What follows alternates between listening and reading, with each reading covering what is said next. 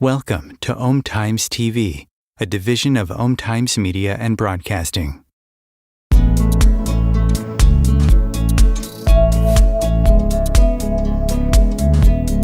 Welcome to the No BS Spiritual Book Club's live streaming interview series, where leading new thought teachers, speakers, and authors share the intimate stories behind the 10 best spiritual books that inspired them the most on their spiritual journey. From well-known classics to hidden gems you might never have heard of, the No BS Spiritual Book Club saves you time and money by sharing reliable recommendations from those who've walked the path before you.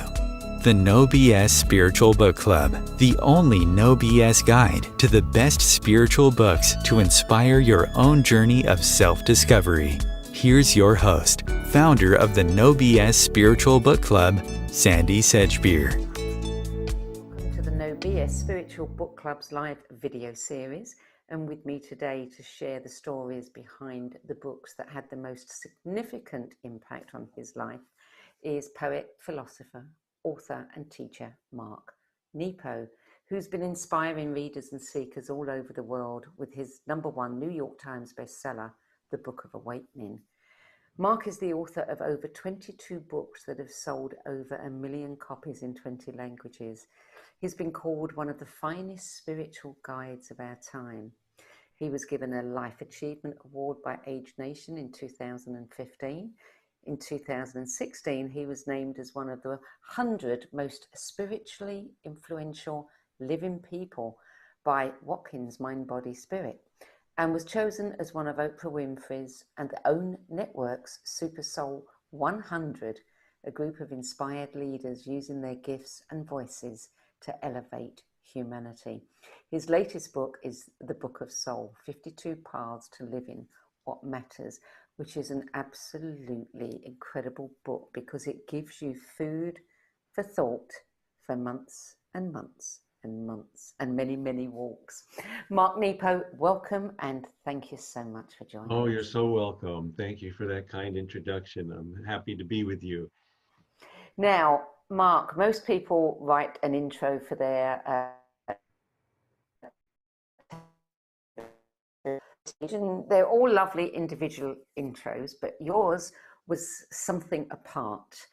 So much so that I actually think I would like to open this interview with you reading your intro as we go, because it is so pertinent to what we're doing. Well, thank you. Thank you so much. Sure, I'd be happy to. It's just a couple of paragraphs. And it goes like this.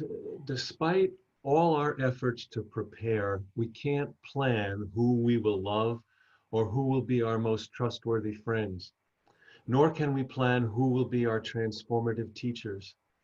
You can't foresee who will have the most influence on your life, nor can you foretell which books will change your life. If blessed, we are drawn below the words to the voices who brought those books into the world. It is their influence that stays with us as the presence of kindred spirits who affirm what it means to be alive. We discover these influences as we go. Certainly we look for such voices, such teachers, even try to seek them out, only to trip and discover that the teacher that is enduring is underfoot. I want to tell the story of my influences, the voices that transformed my mind so my heart could show itself completely. But first, let's unpack the word influence, which comes from the Latin influre, which is a combination of in, meaning into, and flure, meaning to flow. So influence means to flow into. In ancient astrology, influence means, quote, the flowing that affects human destiny, end quote. And it is the presence of unexpected teachers who flow into us that affects our destiny. The way sudden rain irrigates the roots of a willow that was 2 days, dry days from perishing. In just this way, a profoundly true story or pouring out of spirit across the ages can swell our roots and save us. These are the influences that have saved me over the years. As you walk with me through their stories, I invite you to reflect on the voices, stories, and books that have flowed to save your life. Beautiful. Absolutely beautiful. What a great preface to this. So I'm going to start by asking you our usual 2 initial questions. And the first one is, what do books mean to you? I think you've pretty much told us Yes, that. well, well, books are I mean, of course, on the surface, they carry and gather knowledge, but I think even more deeply, they are portals, they are thresholds to, just as photographs are windows to other moments in time, in history. Books are these little plateaus through which they're interstices to other times, other teachers, other learnings, other moments of being alive. It's a place where the conversation keeps happening. I realized one of my early books was when I was young, was an epic poem that was centered on the vision was that as Michelangelo painted the panels on the Sistine ceiling, the characters came alive and told their stories, and only the reader was aware of both. And as a young man, I was very excited, and I worked really hard, and very quickly I ran out of what little I knew, and of course had to research. And as I began to research, I just fell into such amazing worlds. And I started to realize about history that, history is an eyewitness who tells an ear witness, who eventually tells a pen or pencil witness. And so, that's so amazing. And this also brings up for me, in our modern world, we think that to be a skilled reader means to be a speed reader. And it's quite the opposite for me. I'm actually a very slow reader. I can read fast, but what's the point? When I read, when I read something, I slow down so I can enter it. And that's when the book and the page becomes a threshold. You know, there's a wonderful passage in the Talmud where a student, students of a rabbi, they love him. He's a revered rabbi, and they go back and they want to ask him a question after one day's lesson, and they see him reading, so they don't want to interrupt him, so they don't. And then the next day, one of the students goes back, and he looks in, and the rabbi is still reading the same page. So now they're concerned, and one of them finally has nerve, and they go up and say, "Rabbi, is everything okay? You're still on the same page, and it's been days." And the rabbi smiles and he says, when I stop over a spot of eternity and beauty, why should I go anywhere else?" Yeah, yeah. You know, it's quite clear from the descriptions of your list that you really, you eat books, you relish them, you savor them. You are, you know, it's like a gourmet feast for you. Well, they're really food. It is a gourmet feast, but it's also under that one that helps me survive. You know, one of the things that, and this is a good example of why books are so important. When I was a young poet, one of the first poets I read who across the ages, who was so real to me, was Tu Fu of the Tang Dynasty, the Chinese poet. Not tofu, but Tu Fu, and he lived in the 700s. And I first read him in college, and he appeared to me once or twice as a guide when I was going through my cancer journey, and in a dream. But I felt like he was the first person that I had across time felt like I could feel where he lived, and I wished I could have met him and talked to him. That's how transparent the pages went. Question number 2. What was it like for you having to distill this list down? I mean, you're obviously an avid reader, you've read so much. It must have been challenging. Well, actually, it was, and it's at first it was challenging. And remember, you had kindly asked me about doing this with you a while ago, and it just wasn't. I didn't, you know, I was teaching a lot and traveling, and I really wanted to, but it just didn't open up. And during this time, I've had wonderfully. I have a dear friend, George, who's like a brother to me, and he's a master woodworker, you know. And and this had happened quite. The backstory here quickly is that I teach, among many things, I teach year-long journeys where people come where I live 4 weekends a year, and we go on a journey together. And he wanted, as a friend, he wanted to experience that. And I was touched and said, of course. And so he wanted to pay for the course. And I said, absolutely not. You're like a brother to me. And we had this, you know, argument. No, you pay. No, you, no. And a loving argument. And my wife, Susan, said, well, why don't you invite George to make something for you in exchanging his gift for yours? Oh, and we both were so happy at that idea. And it took over a year, but you can see behind me, there's a bookcase, and I'm in my study. And George built that bookcase. And this summer, we hired 2 young men with masks to bring it over and put it here in my study. And so I began, of course, then what will I put in it? And I started going through, like any reader, right? You know, I have boxes everywhere, books everywhere. They were piled up all around me, you know. And as I went through, I started to stumble on 1 or 2 of these books and said, oh my God, those books changed my life. And now there's that one. Oh, and that one. where is that one?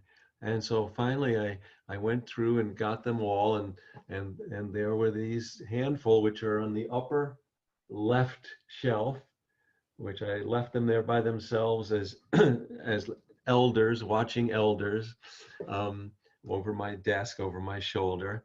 And so actually once I found them, oh my God, then it was easy and flowing to flow into, um, to write their stories, because each one had a story. Each one had a story, which was very instructive in itself.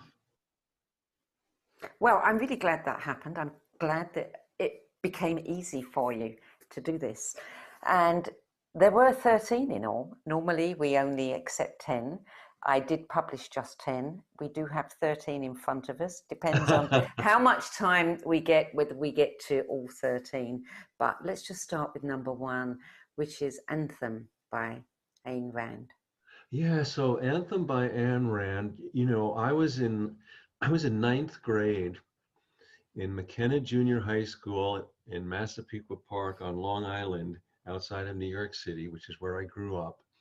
And Mrs. Forshee, who was my English teacher, she was the first one, I think, who saw something in me, because she saw that either that my eyes were wide and I just had all this curiosity about everything. And we weren't reading that book in class, but she had called me after class one day and said, I thought you might like this story. And I was so touched and excited and went home and read it. And then she invited me to have coffee with her and talk about it. And I didn't have coffee. I was too young to drink coffee, but just a spot of time. And what was remarkable about that book for me, even before I started writing, was first the power of story, because Anthem by Ayn Rand is a small little, it's like like Orwell's 1984. It's, you know, it's a little, dystopian parable, if you will. And the whole book, very short book, but the whole book is told in the third person plural, we. We've been subjected to this in the world, and life is hard, and this is where we live, and this is what we're living under. And it goes on and on and on until the very end of the book, when we discover that the narrator is speaking in we because the word I has been banned from the language. And that was the first time I saw how a turn of narrative can change the whole world in the reader and in the story being told. And I'll never forget that. That stayed with me. The magic, that there are so many ways that magic happens with these leaps that can be planned or not planned. And so that alone, I'll never forget that. And it also just, affirmed to me the value of our unique and common experience of life. That the I, the pronoun I, the self I, is the only lens we have onto the world. And when that is entered with heart and authenticity and honesty, it connects everyone. When it's not, well, then we have narcissism and self-centeredness and all of the weight of that. Indeed.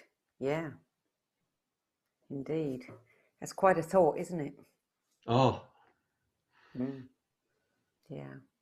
Number 2, Siddhartha, Hermann Hesse, 1922. That book, which of course I recommend all of these to everyone, but that book by Hesse is also an amazing story where Siddhartha, which is also another name for Buddha, but Siddhartha in this is a character who in his journeys happens to meet and intersect with Buddha. So right away he's telling us that everyone has Buddha nature in them. Everyone has God in them. Everyone has an enlightened place, a wakeful place in us. But it's a story where Siddhartha, he tries on so many ways of life, so many passages to find his true self and his true connection to the universe. And this is a book that was the first time I saw where a writer, because Hesse is very poetic, and what I mean by that is the story doesn't go horizontally across the pages. The story goes, it's written simply, but it's deep.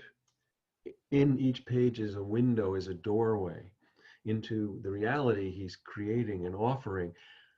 And that's a book that I have read, well, I'm 69, and I've probably read it at least 8 times in my life, that at different points, returning to it, it's like looking out of a window at different times of the year or different times of life. You see something different. And so it's been very helpful to me each time. And, you know, one thing that I'll never forget about, 2 things about this book, moments in it. One is that he tries on the world of samsara, and he tries on gambling, and he actually looks almost like an anthropologist. He says, I wonder why people are doing that. Well, let me see, let me experiment. And after he gambles and he sees all of it, then he comes to this conclusion, which is absolutely wonderful. He says, well, I see that the thrill of chance is the substitute for genuine risk. The thrill of chance is the substitute for genuine risk. Very, yes. Very helpful. Very helpful. And the second thing is, at the end of the story, he's an old wise man, and he's a ferryman. He with an old friend Vasudeva, 2 old men, they ferry people back and forth across the river. But from the time that he lived in samsara, he had a son with a courtesan, and now she has died, and this boy is a teenager. He's like 13. He's hell on wheels, and he winds up living with Siddhartha. And of course, it doesn't matter that Siddhartha is a counterpart to Buddha, that he's enlightened, that he's this wise old man. It means nothing to this teenager. and Siddhartha feels the weight of it and is depressed by it. And Vasudeva finds him sitting on the edge of the river, and he sits down, and he puts his arm around him, and he says, "My old friend, do you think you went through your entire profound journey to rob your son of his?" Yeah, such wisdom. And, you know, this book comes up again and again in people's lists. It is way up the top of, you know, the favorite, if I was to rank them overall. I love that comment. That makes sense for me, the comment about chance being a substitute for risk, because I know some people who are gamblers, and I've always wondered, because they're very similar in that they are extremely controlled in every other area of their lives. And I used to think, well, why is it that just this one area is out of control? But there, you've given me the answer. Hermann Hesse gave us the answer. Yes, he did, yes. Number 3, Living Dying by Sid Corman. I had never heard of Sid Corman. You know, one of the things I love about this is it sends me doing research on authors. So that's good. And it was published in 1970. So tell us about this one. Well, Sid Corman and this was a very, when I was an undergraduate and just, you know, thinking I was a poet and I wasn't sure, you know, what I wanted to do, or would this be it? And then it was clear to me that I was. And Sid Corman is one of the beat poets who, like Gary Snyder in America, had spent time in Japan, which really influenced his life tremendously. And he was the first poet I ever saw give a reading when I was a freshman in college in upstate New York, Cortland State. And there was this really solid man. He was probably in his 50s, and he sat down in the student union, and I was right up front on the floor with my hands on my knees, mouth open, eyes wide. And he had a pile of about 15 books, all his. And I thought, how is this possible? How is this possible? And he read with such an authentic voice about things as they are, which I I heard but didn't quite understand, but felt the substantial uh, beauty of that, which of course it came home to me years later in my 30s when I went through cancer and almost died from a rare form of lymphoma. And ever since then, I have understood and felt the beauty of what is. Heaven is right here, right here. So Sid Corman and his book Living Dying, which is all one word, he writes that out as one continuous word, which is instructive all by itself. Yeah, indeed. Number 4 is the Autobiography of William Carlos Williams, and it was published in 1951. Somebody else I'd never heard of. Oh, William Carlos Williams is one of the fathers of modern American poetry. Died in the 60s and came of age in the early, he was the triumvirate of modern American poetry in the 19 teens was T.S. Eliot, Ezra Pound, and William Carlos Williams. And they were all quite very different. And William Carlos Williams spoke with a very direct voice. The idiom of speech was his poetic line, and he was the next person that I met as a young man in the pages, who I wished I could have talked to, and was so real and so brave. And he, and he didn't. I mean, he had nothing personally against Ezra Pound or T.S. Eliot, but they were very opposite ends in their poetic, because Eliot was very erudite and very scholarly. And when The Wasteland was published, Williams was asked, as someone today might ask, if Tom Hanks did a movie and then they went and asked Brad Pitt, well, what do you think? So people, literary critics, went to William Carlos Williams right away and said, well, what do you think of The Wasteland? And he said, as well done as it is, it sets American poetry back a generation. And what he wrote more about was that because it in his mind, it tangled language over experience rather than parting language to us so we could feel the experience. And Williams was a pediatrician in Rutherford, New Jersey for his whole career, had his typewriter bolted to his desk, and so that he could go and deliver babies and then come back and pick up the poem in the typewriter. And one of the things that I took from his poetry, the bravery, he has a poem called The Last Words of My English Grandmother, in which his grandmother, and it's hard to tell, she might have been having dementia, but she's struggling and she can't take care of herself and she's being taken somewhere. And as she's being taken, she doesn't see it as a kindness. She's railing against him and is saying, you're being cruel, and you do what you want, you're not thinking of me. And what I respected and have always tried to abide by is he didn't rub the edges off of that so that he would look better in the poem. He told the truth of the poem no matter how he was cast in it. And I've never forgotten that, Yeah. And it takes courage to do that, and it takes authenticity to do that, and it takes humility to do that.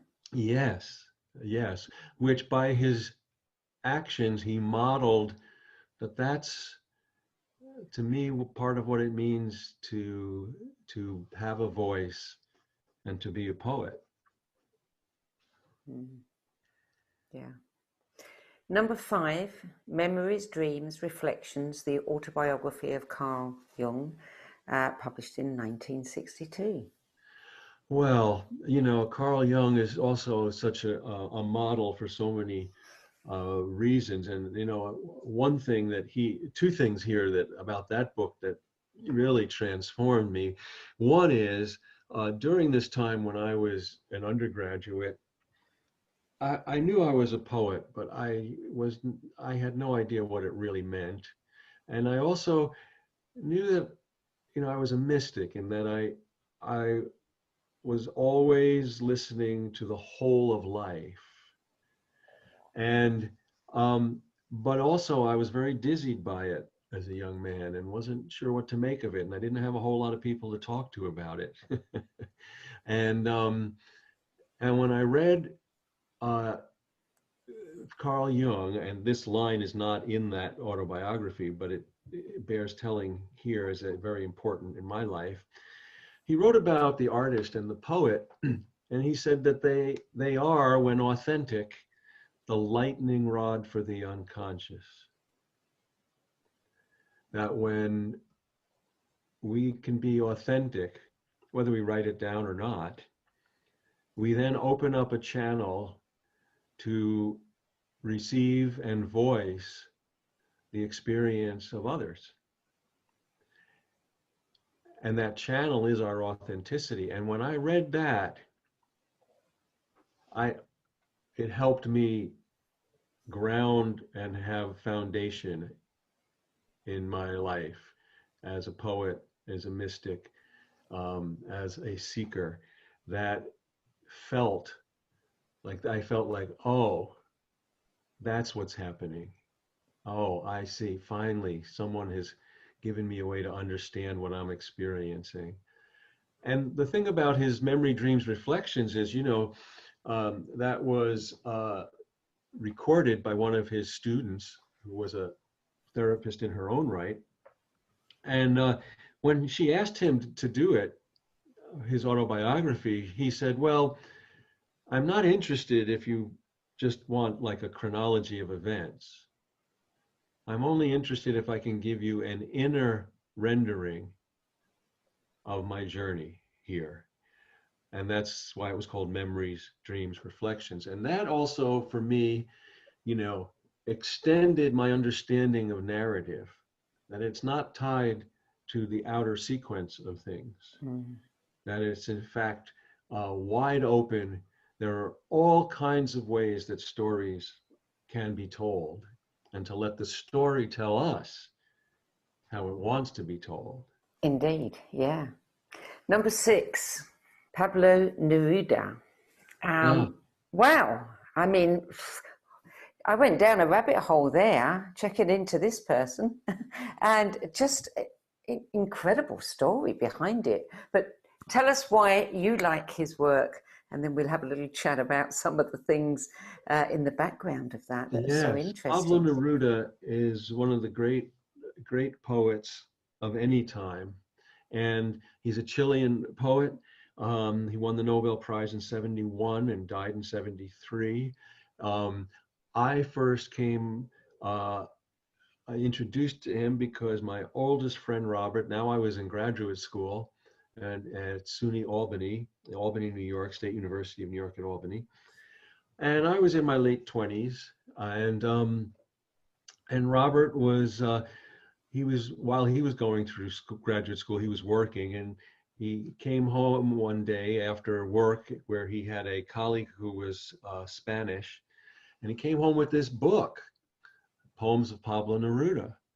And we went out on a hill, as we often did those days, and we sat down and he began to read me some of Pablo Neruda's poems. And I certainly wasn't writing with the depth or skill of Pablo Neruda at the time, or he's unique anyway, even now, but I heard a voice that I had a kinship to. I felt like he was voicing a tribe that I was a part of. And I was excited, and Robert let me look through the book. And then when we left after a few hours, he went to take it back to his friend. I said, "I'm sorry, I can't let it out of my sight." I said, "I'll gladly buy another copy, but I can't. I'm sorry." And I have, that book is up there behind me, and I began to study Neruda, and I think both how he speaks, how he sees, and one of the things about Neruda that is so powerful is in terms of surrealism. In painting, we know what surrealism is. We look at French. René Magritte is a great example where showing objects that are individually realistic, but like putting an apple that fills an entire room, making things supra real. Well, the French writers experimented with surrealism, and it was wonderful, and it was interesting, and it was gripping, but it was not attached to the human experience. It was like art for art's sake. Neruda and the other Spanish poets, but especially Neruda, was the first one, in my experience in reading, to take that tool and apply it to the human condition. And its power is unbelievable in how he does that. And so that's where I started to learn from him. And about his character, he seemed to be like a mix of Rilke and Whitman. This amazing mix of and unbelievable inwardness and fidelity to inwardness, and this fidelity to his common brothers and sisters on earth. And after a lifetime of publishing in South America, and one of the reasons he's not had until now was not so well known in the English language. He was published all over the world, but he was a part of the Chilean Communist Party. And therefore, especially during the 50s here in America, English was the last language he was published in. But he was working through a coal mine, walking near a coal mine in Chile, visiting people, and someone came out of the mine covered with soot and coal and everything, and he went up to him and he said, "Pablo, my brother, I've known you a long time."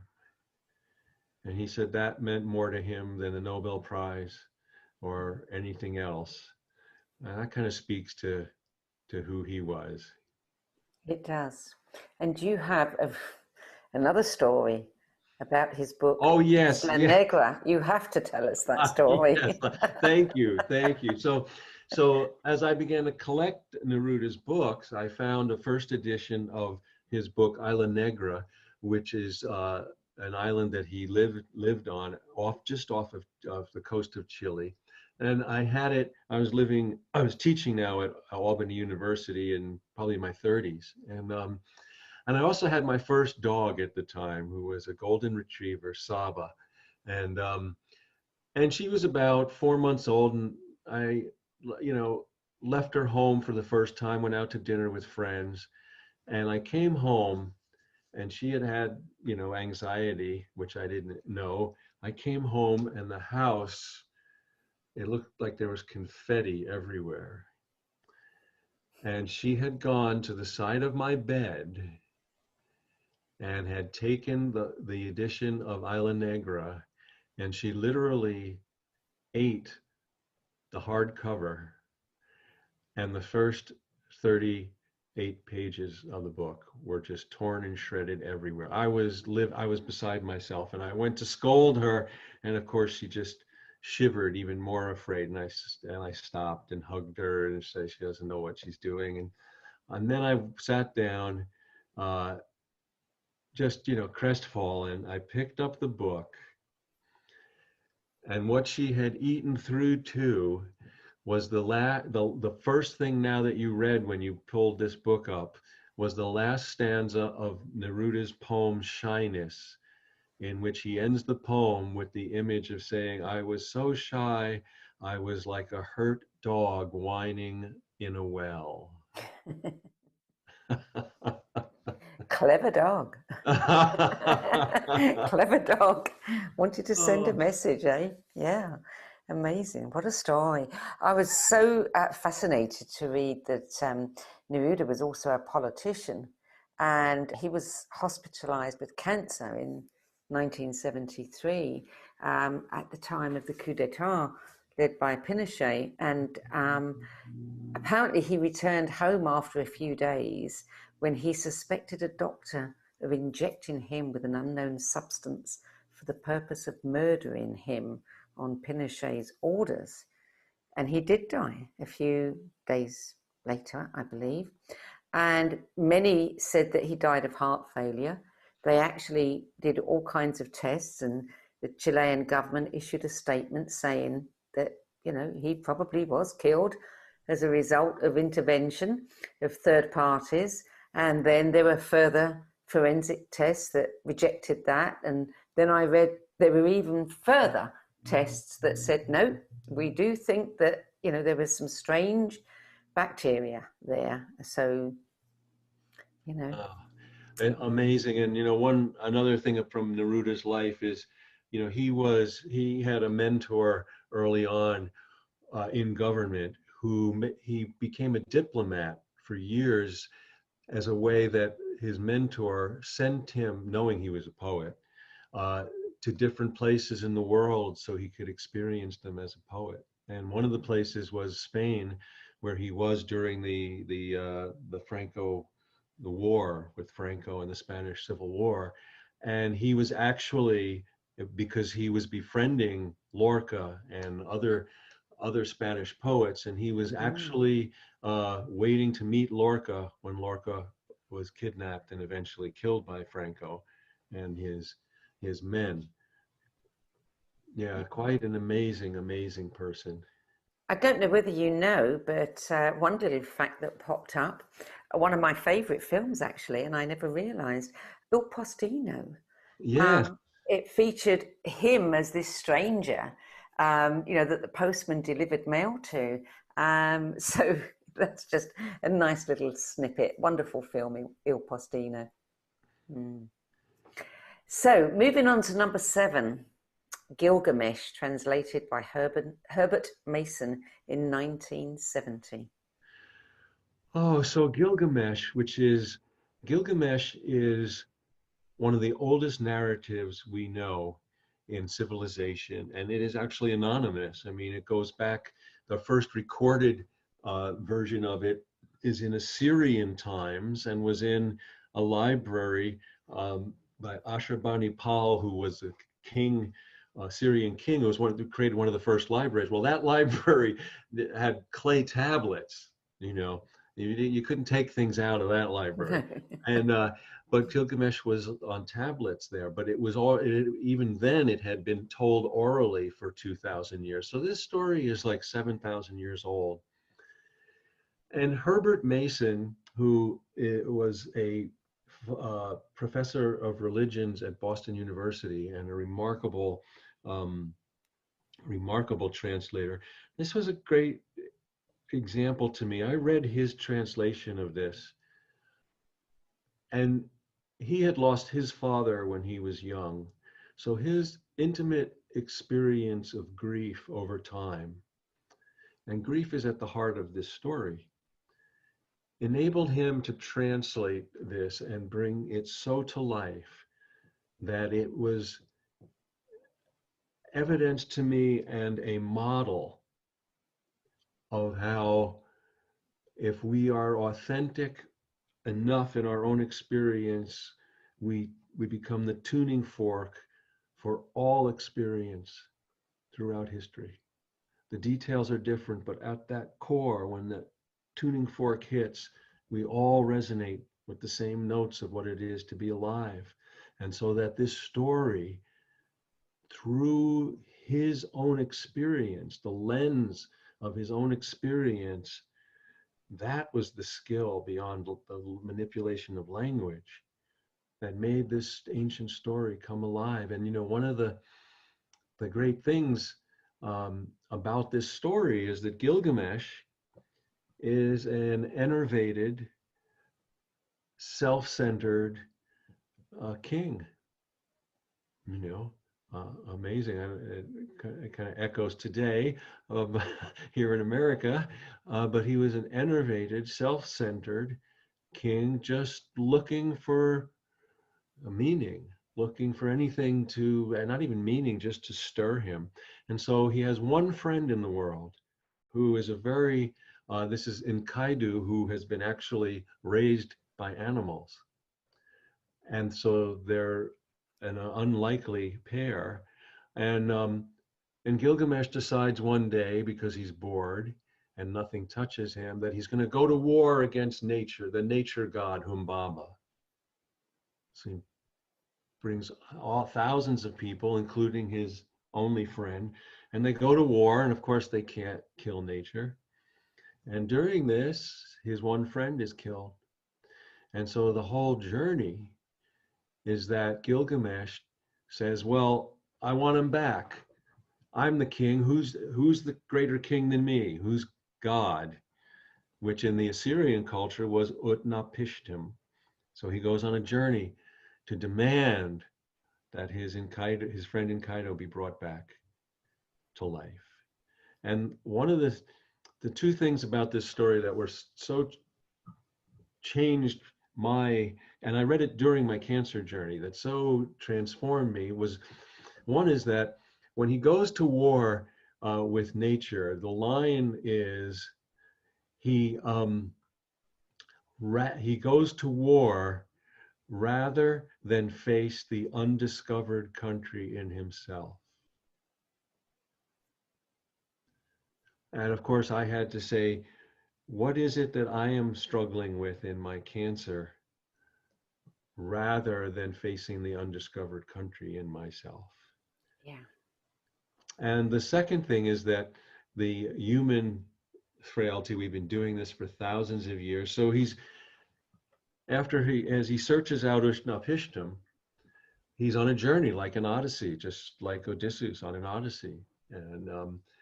And he, right early on, he's told by a seeker and a healer, he says, oh, okay, yeah, if you're going to come across these stones, and they're important when you come across them, because when you get, the ferryman will take you to the land of the immortal to make your request of Utnapishtim. So be on the look for the stones. So 3 times in this several-year journey, Gilgamesh, he comes across the stones, and each time he smashes them. Once out of anger, once out of sadness, and once out of arrogance. And of course, he gets to the ferryman, who says, oh yeah, you're the guy. Where are the stones? And he goes, the stones? Oh no, the stones. And this is something we as human beings have done forever. Forever. What keys to finding heaven on earth do we reject or break or smash along the way? And you wrote an essay about that, and you actually sent it to Professor Mason. I did. So, at the time I was so touched by this, I said, I've got to reach out to this person. I didn't know where he was. And through his publisher, Parabola in New York, I found out that he was at Boston University. And I wrote this essay, and I actually was teaching at Albany University. And I just went in excited, and I said, forget what books we said we were going to read. Put those aside. We're going to read this now. And just started with the story of Gilgamesh. And I just wrote to him and thanked him and sent this essay about it. And he kindly wrote back. And did I know that he was a regular contributor to an international journal that is still based in London, Sufi, the journal Sufi. And he recommended that they publish me. So he never told me that. All of a sudden, out of nowhere, and this is before email, I get a letter from the editor from London, which, oh my God, went back then, and inviting me to write something for the journal. And we have been publishing together.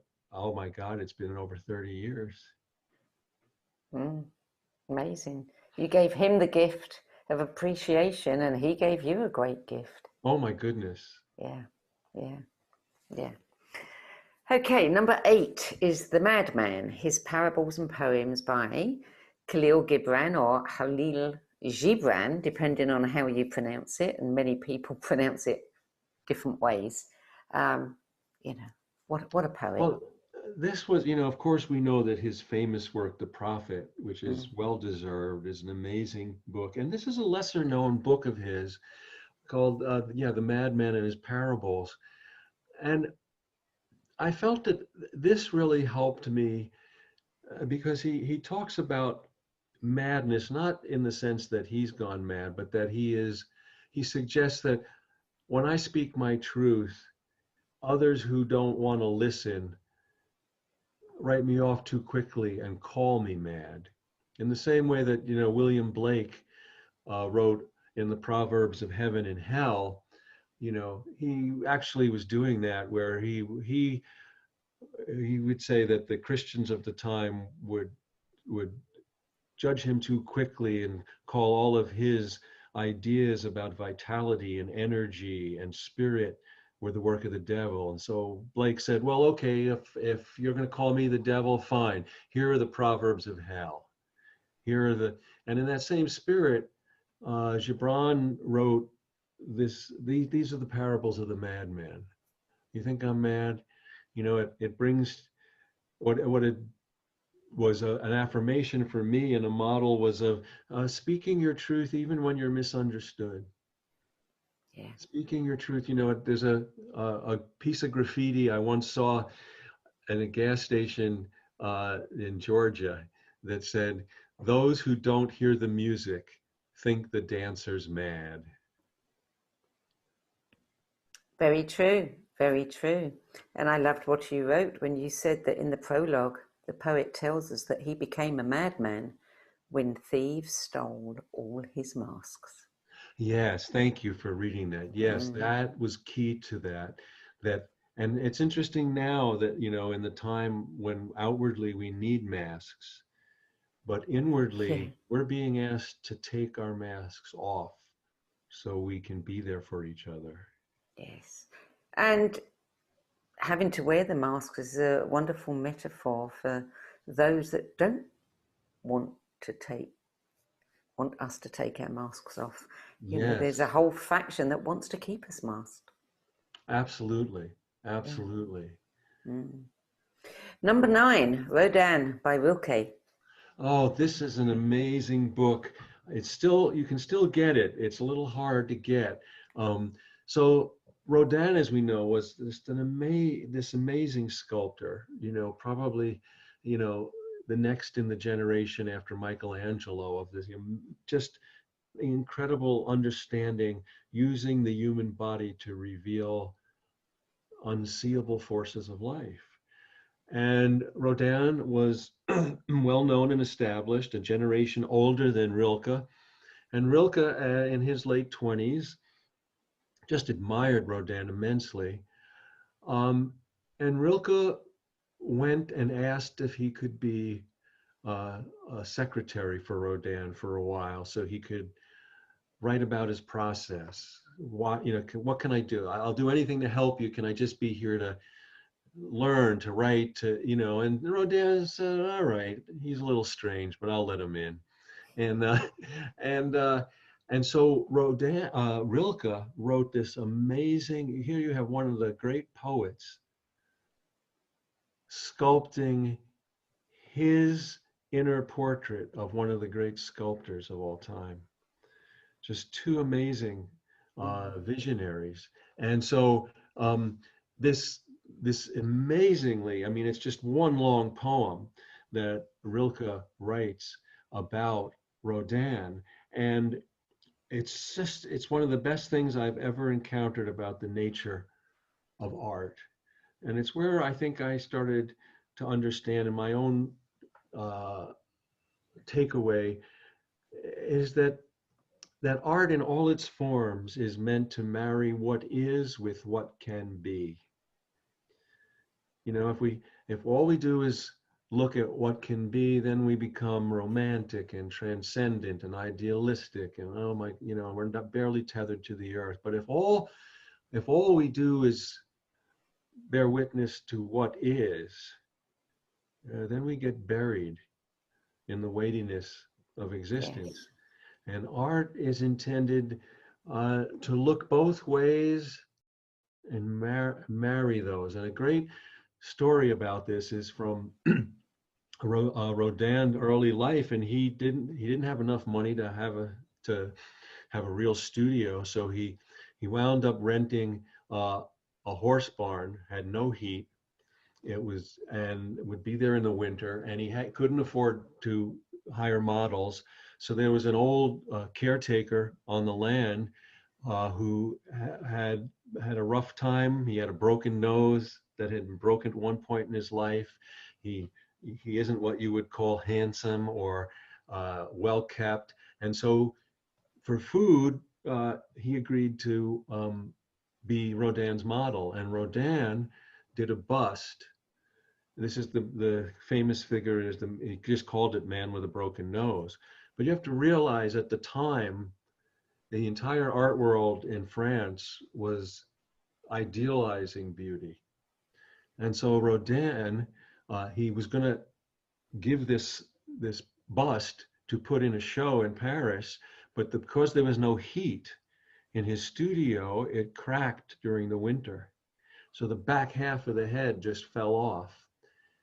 And it was then that he said he realized that nothing was ugly, that beauty was in the truth of whatever is before you. And so he didn't even fix the bust, the broken bust. He submitted that to the show, which was of course rejected and criticized and railed against. But he knew from that day forward that beauty was in his adherence to truth.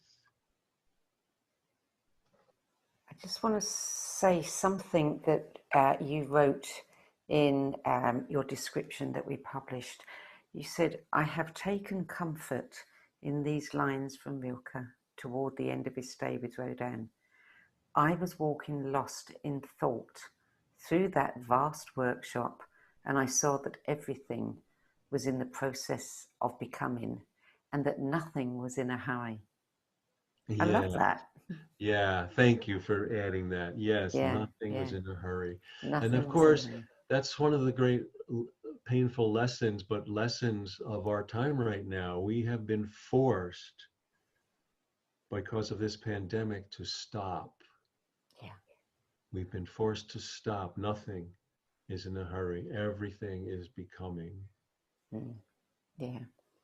Yeah. We just need to allow it. So number 10, A Poet's Journal. And I don't know if you want to pronounce this the Greek way or the English way. I've heard it both ways. I would say George Seferis. Yeah, that's what I would say, George Seferis. Yeah. Yeah. Yeah. Yeah. So Well, that was 1974. yes. Now, George Seferis was an amazing poet who won the Nobel Prize in '63 over Robert Frost. And there is some kind of justice in that, uh, in my view, in that Seferis, as not as a poet, but as a person, was a more wholehearted person than Robert Frost appears to have been.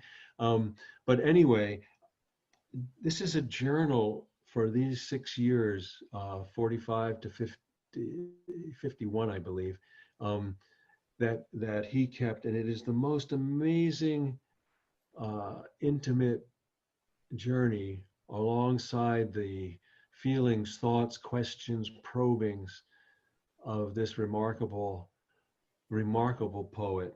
And And one of the things, two things from there, one is this, his dedication to the simplicity of language, which goes back, I found that in so many of these books that have changed my life. William Carlos Williams, even Neruda roots himself in that simplicity and then shows its meaning with these depth of these surreal images, but it's always grounded in the, and we just talked about Rodin and Rilke. And so he wrote that we need to speak simply, because the gold weight of our words, the gold work of our words is sinking our ship. And the soul, it's time for the soul to set sail. So let us speak simply and truly. And another thing that he gave a great gift to me, which is also very relevant right now, is in this journal, he also shares the things he finds. And he found this little exchange between two Japanese poets from the 1600s. He found the Basho, who was the great Japanese poet who was really the father of haiku. And Basho literally means banana hut. He was just this very simple guy who was known as a master poet, but he lived by the shore under a banana tree. So when young poets would say, I'm looking for that guy, that teacher. Oh, you mean the banana hut guy? Oh yeah, go down here, turn left. So he was known as Basho, but one of his students who became a great poet on his own right was Kikaku, great name, Kikaku.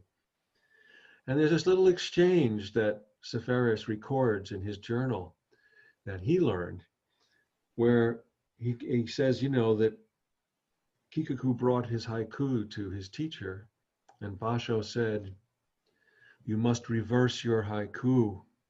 We mustn't brutalize God's creatures, not dragonfly remove its wings, pepper tree, but pepper tree add wings, dragonfly.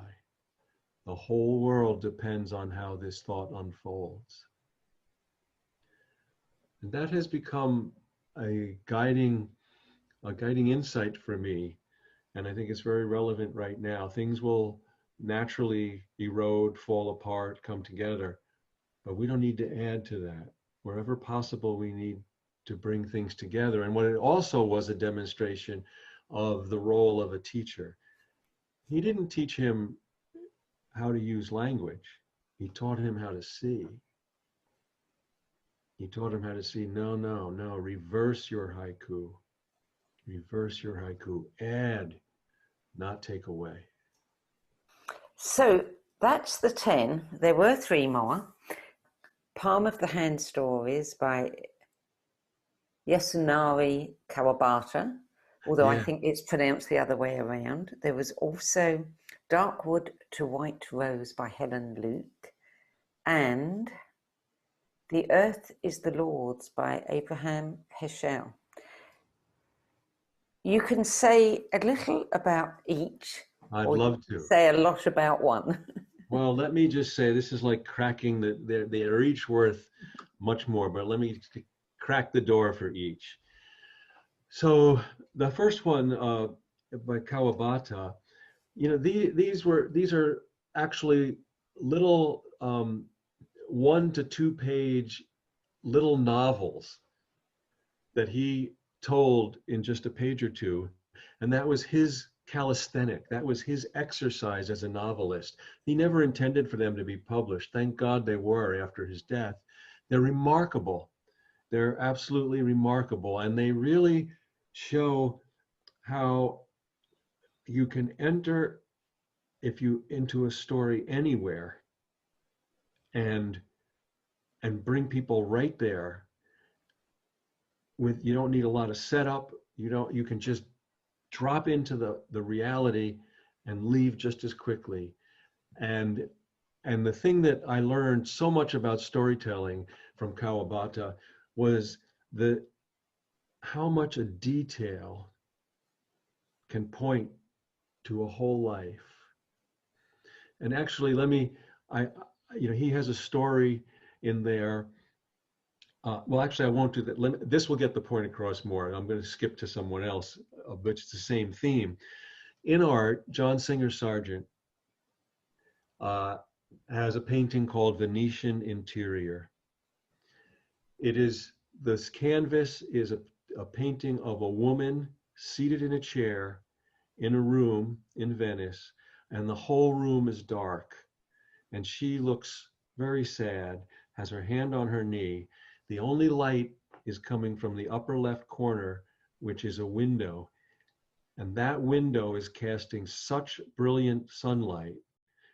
The only place it lands is on a ring on her finger. So the only lighted places are her ring and the window. And that detail insists that the subject of the painting is the light outside the room. That and how Kawabata does it, and how Shakespeare does it, and how others do that, that became for me, that's what all of my work, my poems, what I aspire is to have what's on the page point to the world that's beyond the covers. So that's just a crack into Kawabata. Helen Luke was a mentor of mine the last 2 years of her life. She lived to be 90, and this was in the 90s. And again, an unexpected mentor. And she was one of the first generation of Jungian analysts. And this book, Dark Wood to White Rose, is one of the most phenomenal books I've ever read. It is really all about she takes Dante's Divine Comedy and unfolds it as a parable of our awakening of consciousness. I did not, when I was studying with Helen, she actually asked me, not out of her ego, but because what I was going through brought up issues that her book addressed. And she said, "Have you read Dark Wood to Rose?" And I went sheepishly, "Oh, Helen, gee, no, oh, sorry, not yet." And so I wasn't meant to read it till after she passed away, and because of that, I was able to hear her voice as I read it. And in essence, what she offers is the journey from hell to purgatory to paradise is not some journey up a mountain. It's a horizontal journey of wakefulness, and she suggests that hell is the cost of false living, and purgatory is the struggle to be real, and paradise is the struggle to stay real. Notice we never get out of struggle, which is why we have to love the journey. So I'll stop there. That cracks the door there. And the last one, The Earth is the Lord's by Heschel, and really almost anything by Heschel. But Heschel wrote this book as a tribute to preserve the Eastern European Jewish mind, which he knew was being decimated by the Holocaust and the Nazi regime. And so to preserve that, he wrote that. And this was introduced to me. I have a mentor and friend who died at the age of 102, about 5 years ago, Joel Elkes, who was a child of the Holocaust, a remarkable man. And he just one day, like my English teacher when I was in 8th grade, he just said, I think you need to read this book. Nothing else. So as I read this book about the Jewish tradition of inquiry and of dialogue and of resilience and of questioning. In my life, I am a student of all paths, which comes out of my cancer journey, but I am also, I have gone my own way to discover how my mind works and the way that I see things. And I read this book and I realized after going my way for 50 years, this is how my mind works. that by going my way to find my own way, I wound up in my own tribe. Just remarkable and affirming. Yes. Because by being who you are authentically on your own journey, that becomes so substantial that you can find where you belong. And you ended your description of that book by saying, but after reading The Earth is the Lord's, I realized that through my own authentic wandering, I found my way home. And what better way to find that you belong than by uncovering your own way? Leaving the tribe, I wandered over decades to assume my place in the tribe. I think this is archetypal. Perhaps the greatest truth T.S. Eliot ever uncovered was his deep insight in the four quartets. Share that with us.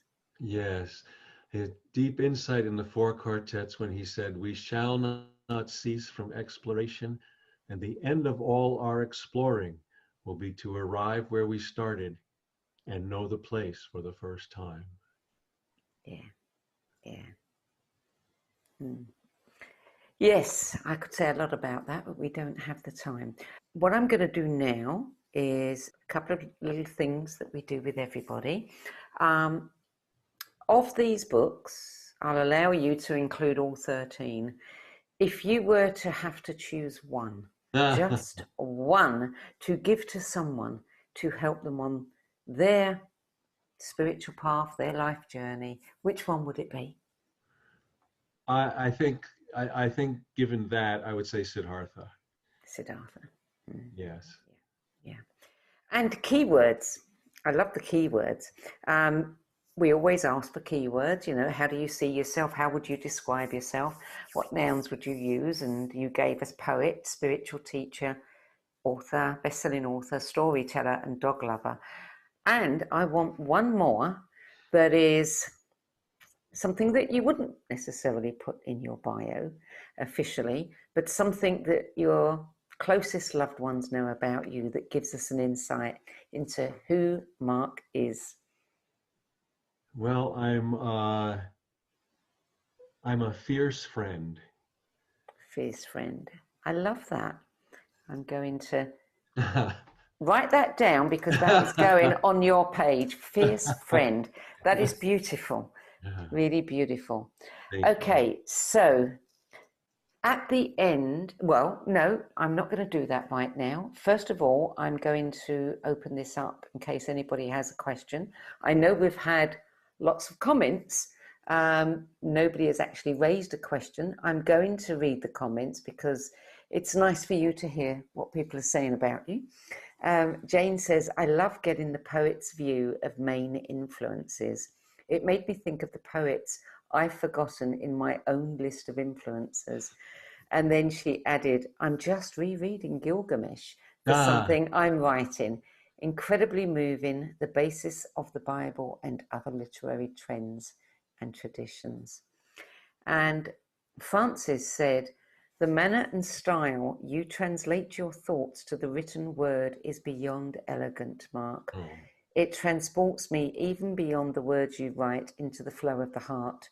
Your humility, wisdom, and deep, heartfelt appreciation for the written word transforms us in ways that may not be immediately obvious, but affects us deeply.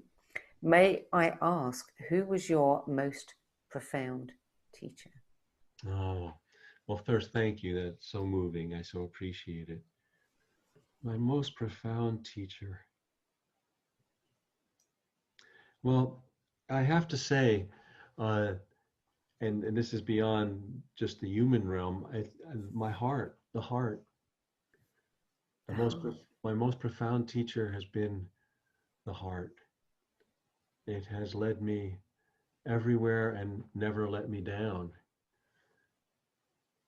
And is that because you judge everything, you gauge everything by the heart? And if you get what is your signal of an affirmative, that you take that as your guidance? Yeah. So the heart to me is the tuning fork of the sacred.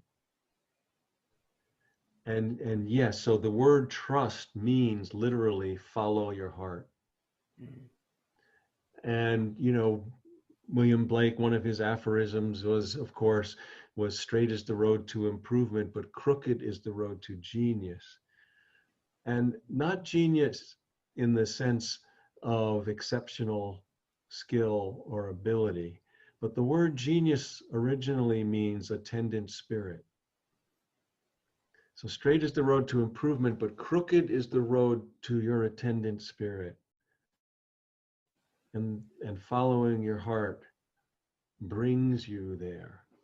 And so, one of the gifts for me from surviving cancer was that no wisdom on my part. I just woke up rearranged. And part of that rearrangement was that ever since then, my mind serves my heart and not the other way around. Mm. Yeah, which is how it should be. Mm. So we have something else, another goodie from you. Before we get to that, I know that you've done a very successful online course, something that COVID thrust upon you, but you've found to be, very productive and enjoyable, and you're about to launch another one. So tell us about that. Yeah, thank you. I have been learning how to do this, and I'm very heartened that just as we're doing here, there's so much that's palpable between us when we gather like this. And so in October, in 3 successive Sundays, October 4, 11, and 18, I'm going to offer a 3-session webinar on More Together Than Alone, the Power and Spirit of Community. And they'll be from 1 to 2:30 each of those Sundays, Eastern Time. And you can find details and register for that at live.marknepo.com. And the registration is open now. And so if you're moved, I hope folks will join us. And I really want to say again, I encourage everybody to read your latest book. I said this on air when we did the radio interview. I was really taken aback because I don't read books that I'm interviewing about until a week before. Otherwise, I just forget. And when I read yours, I realized I'd made a big mistake because I think the title, what is the title? 52 Paths? Yes, to living what matters. Yeah. Yes. And I did not realize those 52 paths were these beautiful chapters that every single one of them really made me stop and think. And they're designed to be read one a week. And then you end every chapter with a question to walk with. And then you encourage people to have a discussion with a friend about that. And I suddenly realized, oh my God, I've got a week before I'm speaking to you, and I've got 52 paths to walk and 52 things to ponder, and I'm just not going to get it done in time. But I have ever since been carrying that with me, and I just think it is, anyone who loves a good conversation, anyone who loves philosophy, anyone who loves to just take things apart and examine their beliefs around them and have them shifted would just love that book. Oh, thank you. Thank you so much. Yeah, so thank you for prompting all of those. Oh, okay. Something else to think about. I am going to ask you now, we do have a couple of more comments. Oh, Stephanie has just said she's currently reading 52 Paths and it has changed my life incredibly. Oh, thank you. Thank you. And Robin has left a message, but I'm going to save that to the very end. So what I want you to do is give us a gift. At the end of your printed page, you had written a beautiful piece, nobody's ever done that before, which I call EndNote. I don't know what you would call it, but I would like you to read that because what you read at the beginning and they're the perfect bookends. Oh, well, thank you. Sure, I'm happy to. And so in this, when I talk about what each voice has taught me, I'm trying to extract the lesson from each of these influences on me. So this is the end note. Yeah. After almost 70 years of seeking and learning, I look back on these authentic teachers who shaped my mind and heart, thankful to have been shaped. I hold what each has shown me not as an answer, but as a vow to inhabit while living a life. In particular, each voice has taught me to affirm the worth of my own being through our direct and common experience of the mystery of life, to practice authenticity so that at the juncture of our realness, we can discover the living universe, to look for peace in the marvel and acceptance of things as they are, to trust that vulnerability and honesty are gateways to deeper forms of truth, to trust that living life to the fullest will make us a conduit for the heart of all human experience, to hold nothing back, to always lean into life no matter what as an inner form of breathing, to be honest enough to render our humanity bare so we can inhabit the prevailing kinship that waits at the core of all stories and all poetry, to outlive the cost of being hidden and endure the cost of being seen so we can live without masks, to find meaningful resonance with others through the struck chord of our being, to have our heart serve our mind and by so doing become a vessel for care and kindness, to stay devoted to the magic inherent in all things, to love the struggle that living always brings, to treat struggle as a teacher, and to be a lifelong servant of questions, always seeking viewpoints beyond our own. I wonder what voice, what story, what book will be our next teacher. What flow will enter us, bringing more of us forward than we thought possible? Isn't this how flowers bloom, always opening a little further until all their colors are revealed? These books and the voices that brought them into the world are old sages turned friends. They sit tattered on my shelf as quiet and reliable oracles. Like stones in the river, they release deep, mysterious songs just by standing firm in the current of life. Perhaps this is their greatest lesson, that just by standing true, we help to shape the world. I would be much less had I not tripped into them. That's beautiful.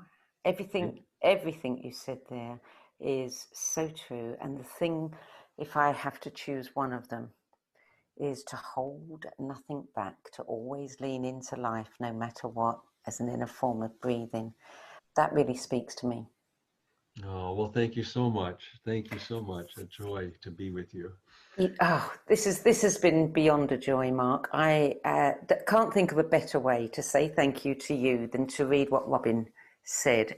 Thank you so incredibly much for this beautiful discussion. Your work resonates so strongly with Ralph Waldo Emerson's essay on self-reliance and is so inspiring to see that manifesting in 2020 in the best of ways. Oh, thank you so much. Thank you, Robin. And thank you, Sandie.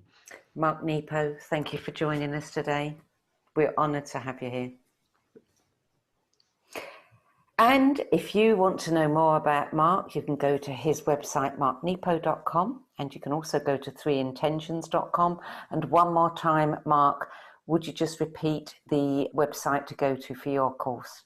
For the webinar, it's live.marknepo.com. That's it. Well, that's it from me, and that's it from Mark Nepo. And thank you so much to all of you for being with us today. You can see the edited version of this next week. We're not going to edit out anything that Mark said. We're only going to edit out my mistakes. But it will be ready for sharing next week. And of course, we'll be back with you next Wednesday. So I hope you'll join us then. Thank you.